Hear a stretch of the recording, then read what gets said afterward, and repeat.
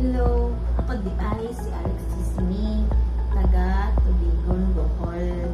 Actually, nako'y trabaho din sa Bohol man as helper, yaya, pero dili man enough akong sweldo kay Gamayra.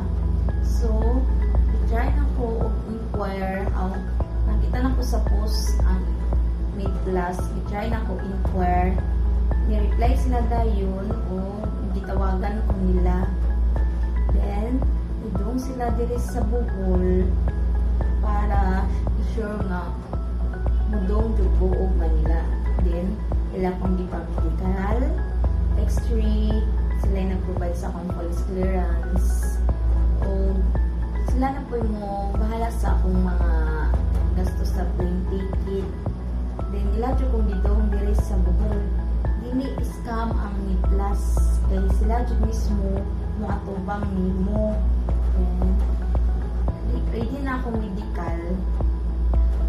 Wait na lang ko sa flight going to Manila. Thank you, Mid Plus.